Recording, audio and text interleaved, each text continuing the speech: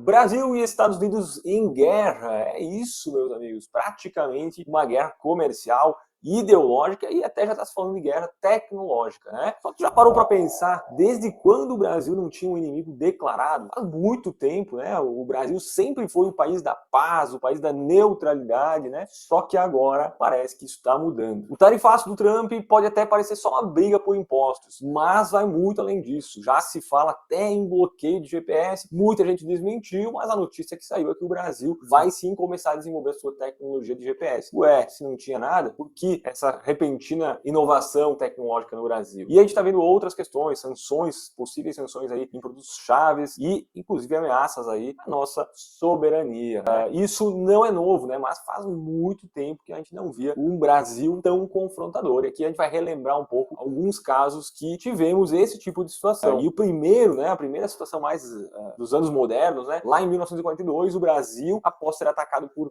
diversos aí navios alemães, o Brasil tomou um lado, né, na Segunda Guerra Mundial e ele bateu de frente aí com a Alemanha, né? Então, esse foi um posicionamento forte do Brasil, que repito, é fato muito raro, né, de acontecer. Além disso, a gente teve depois, no período militar, um apoio dos Estados Unidos aí, o golpe de 1964, né, o famoso golpe, e o Brasil, apesar de ter um apoio com os Estados Unidos lá, já naquele momento, nos anos seguintes começou a divergir de posições americanas, essa relação foi dilacerando, né, e aos poucos aí o Brasil teve inclusive a entrada no programa nuclear, né, independente, e isso também gerou uma pressão grande na época, aí, nos anos 70, e esse ruído, né, entre as partes. Outro caso famoso, né, já entre 2009 e 2011, a Itália pediu para o Brasil extraditar, né, o ex-terrorista lá italiano chamado Cesare Battisti, né, e o Brasil não fez isso, não fez essa extradição, e naquela época a Itália e o bloco europeu, principalmente, ficaram numa tensão bem forte com o Brasil. E um outro momento mais recente foi na época da Dilma, talvez vocês vão lembrar,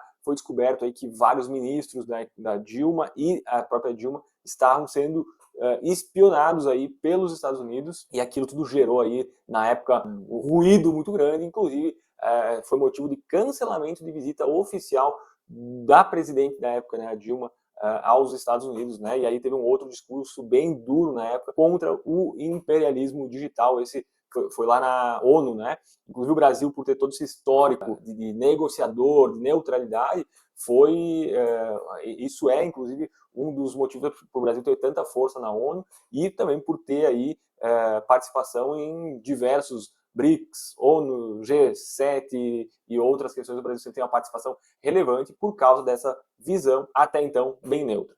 Só que agora, o que a gente está vendo? Guerra tarifária declarada, ameaças aí a essas sanções comerciais e tecnológicas, retaliações aí veladas, né, por enquanto, mas várias retaliações diplomáticas, e daqui a pouco outros países podem começar também a tomar seus lados aí em relação a essa disputa. Obviamente, estar no momento de briga com os Estados Unidos é, sem dúvida, uma ruptura histórica, né? Nós nunca, em nenhum dos momentos que eu citei aqui, o Brasil esteve tão próximo de ser visto como desalinhado total dos Estados Unidos. Então, esse é um ponto que nos gera muita dúvida do que realmente pode acontecer. Muita gente fala e relembra a história da Venezuela, que depois de um desafeto grande com os Estados Unidos e vários embargos, várias sanções, a economia da Venezuela se perdeu completamente. Foi mais um dos motivos aí para ter desencadeado toda aquela crise que a gente viu, né, que levou o povo da Venezuela para a miséria, né?